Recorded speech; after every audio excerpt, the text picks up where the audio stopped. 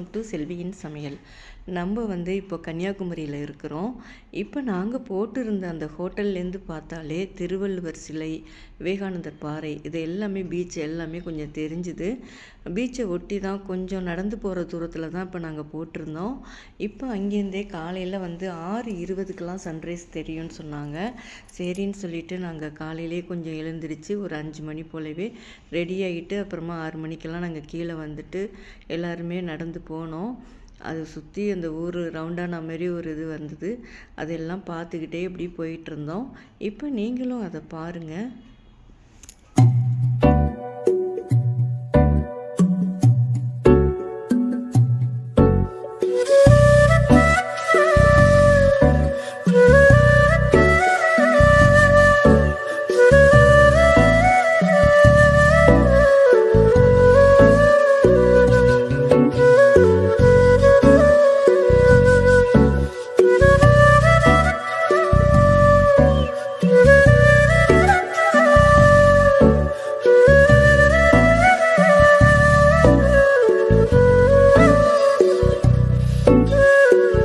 இப்போ இது வரைக்கும் தான் பார்த்திங்கன்னா நடந்து போகிறவங்களுக்கெல்லாம் வழி விட்டுருக்காங்க.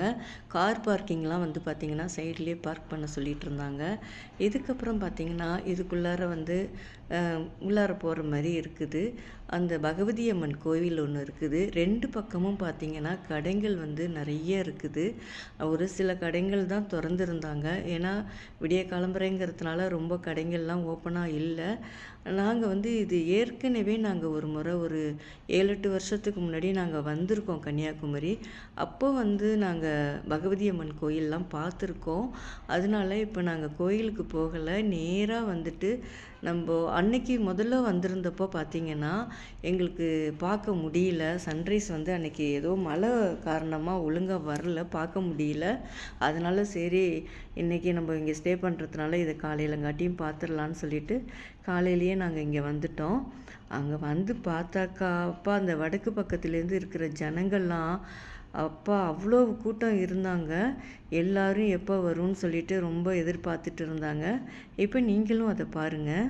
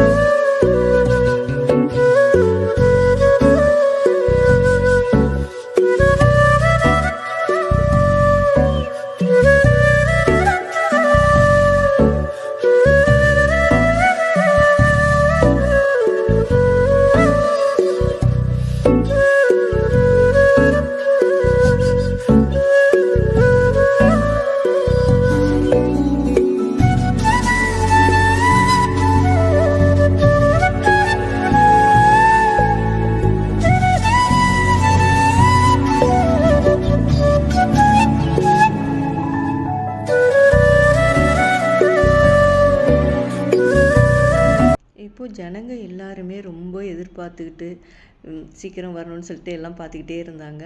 இப்போ அது பக்கத்துலேயே பார்த்திங்கன்னா நிறைய மணியெல்லாம் போட்டு விற்றுட்டு இருந்தாங்க. ஜனங்க எல்லாருமே ரொம்ப ரொம்ப ஆவலோடு எல்லாம் எதிர்பார்த்துக்கிட்டே இருந்தோம். அதுக்கப்புறம் பார்த்திங்கனாக்கா கொஞ்சம் கொஞ்சமாக லைட்டாக அப்படி வர ஆரம்பிச்சிது. எல்லாம் அவ்வளோ பேருமே பகவானே பகவானேன்னு எல்லாம் சவுண்டு கொடுத்தாங்க. எல்லாம் ஓன்னு ஒரே சத்தம், எல்லாம் கத்தி அதுமாரி கூச்சலிட்டாங்க. பார்க்கவே அவ்வளோ நல்லா இருந்தது. லேசாக வர்றது மாதிரி தான் இருந்தது. பார்த்திங்கன்னா கொஞ்ச நேரத்துலேயே பார்த்திங்கன்னா கடன்னு நல்லா மேலே வந்துருச்சு.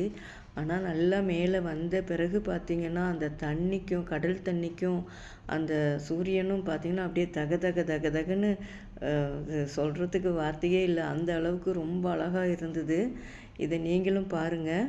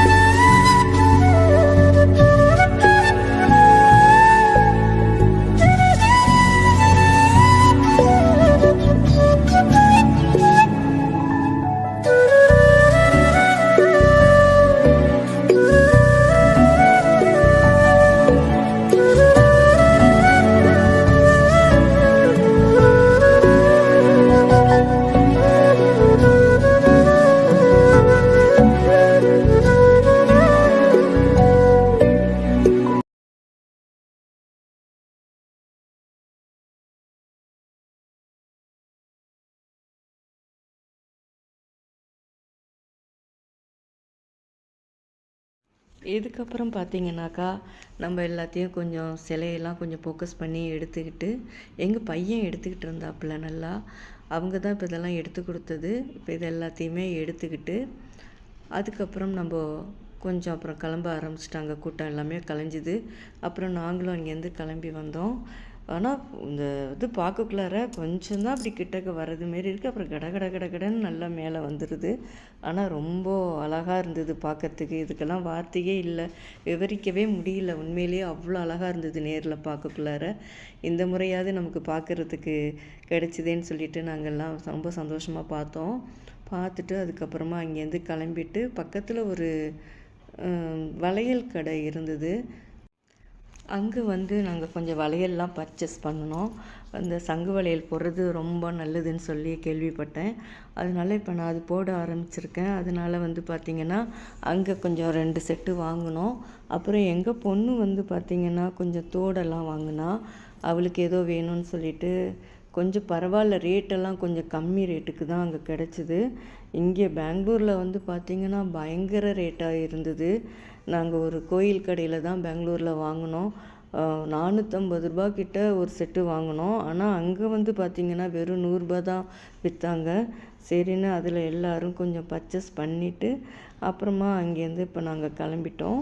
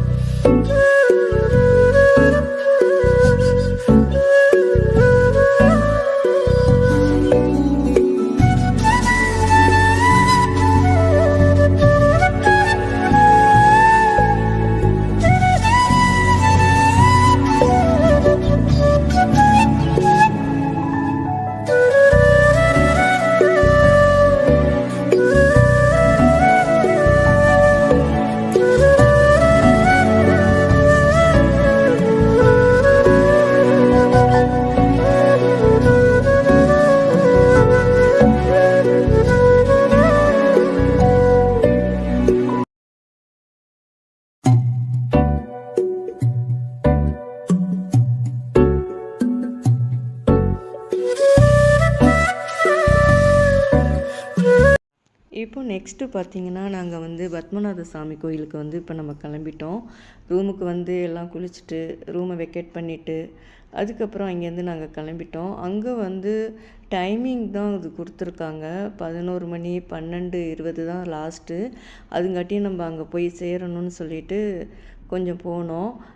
அது இத்தனை பேர் தான்னு கணக்காக விட்றாங்க. ரொம்ப கியூவில் தான் கொஞ்சம் நிற்க வேண்டியதாக இருக்குது. ஆனால் ஸ்பெஷல் டிக்கெட்டும் 11 மணியோடு முடிஞ்சிருச்சுன்ட்டாங்க. அதுக்கப்புறம் எல்லாருக்கும் 50 ரூபா டிக்கெட்டு தான் இருந்தது.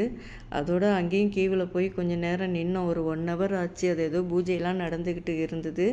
அதுக்கப்புறம் அங்கே எல்லாம் உள்ளேலாம் சுத்தமாக நம்ம திருப்பதி மாரி கேமரா அலோடு கிடையாது, செல்லெல்லாம் எதுவும் அலோடு இல்லை. எல்லாமே வெளியில் வைக்கணும்னு சொல்லிட்டாங்க. எதுவுமே எடுத்துகிட்டு போக முடியல. அப்புறம் வெளியில் தான் இப்போ நாங்கள் பார்த்துட்டு வந்த பிறகு வெளியில் நின்று நாங்கள் ஃபோட்டோஸ்லாம் கொஞ்சம் எடுத்துக்கிட்டோம். ஃபோட்டோஸ்லாம் எடுத்துகிட்டு அப்புறம் நம்ம அங்கேருந்து அப்புறம் கிளம்பி ஒரு ஹோட்டலில் போய் சாப்பிட்டுட்டு அதுக்கப்புறம் பார்த்திங்கன்னா நம்ம ரூமுக்கு போயிட்டோம். ரூமில் போய் கொஞ்சம் ரெஸ்ட் எடுத்துகிட்டு அதுக்கப்புறமா பீச்சுக்கு போனோம்.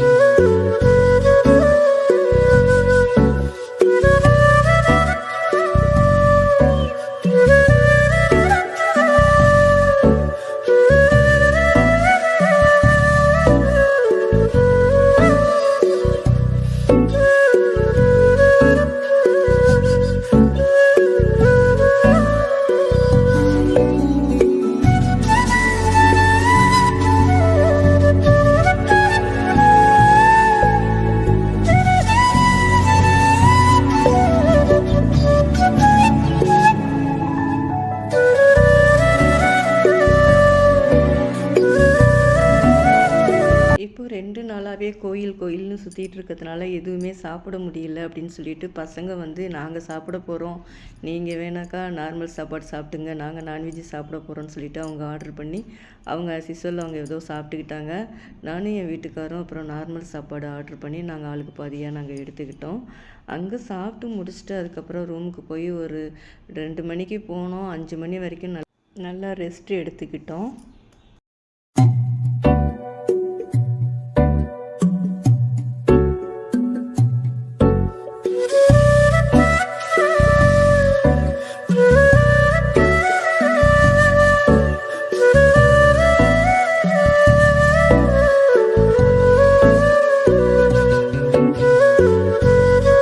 இதுக்கப்புறம் பார்த்தீங்கன்னா ஒரு 5:30க்கு நாங்கள் ரெடி ஆகிட்டு அப்புறமா பீச்சுக்கு போனோம்.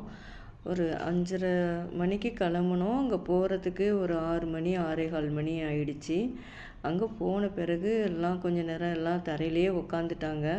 அது உட்கார்றதுக்கெல்லாம் ஒரு மாதிரி போட்டிருக்காங்க சேர் மாதிரி. அதுக்கு வந்து 1 மணி நேரத்துக்கு 200 ரூபாயாம். அதுவும் 6 மணியோட க்ளோஸ்டு அப்படின்னு சொல்லிட்டு எல்லாம் எடுத்து ஒரு கட்டில் மாதிரி போட்டிருந்தாங்க. அப்புறம் எல்லாத்தையும் உதறிட்டு எல்லாத்தையும் ஒருத்தர் பேக் பண்ணிட்டு இருந்தார். கொஞ்சம் முன்னாடியே போயிருக்கணும் போல இருக்குது. எல்லாம் டயர்டாக இருந்ததுனால எங்கேயும் உடனே கிளம்ப முடியல. எல்லாம் கொஞ்சம் ரெஸ்ட் எடுத்துகிட்டு தான் அங்கேயே அப்புறம் உட்காந்து ரொம்ப நேரம் அந்த பீச்சு அலையே ரொம்ப நல்லா இருந்துச்சு. ஆனால் பார்க்குறதுக்கு ரொம்ப நேரம் பார்த்துக்கிட்டே இருந்தாங்க. அது பக்கத்துலேயே சின்ன சின்ன பொட்டி கடைங்கள்லாம் இருந்தது. அங்கே வந்து பார்த்திங்கனாக்கா அந்த வடை, பஜ்ஜி, போண்டா, டீ, ஹார்லிக்ஸ் எல்லாமே விற்றுது. அதில் வந்து பசங்க போய் வேணுங்கிறத வாங்கிட்டு வந்து உட்காந்து சாப்பிட்டுட்டு இருந்தாங்க. எல்லாம் நல்லா மனசுக்கே ஒரு மாதிரி திருப்தியாகவும் இருந்துச்சு, ஒரு சந்தோஷமாகவும் இருந்தது, அமைதியாகவும் இருந்தது. ரொம்ப நல்லா அமைதியாக பார்த்துட்டு எல்லாம் வேடிக்கை பார்த்துட்டு உட்காந்துருந்தாங்க.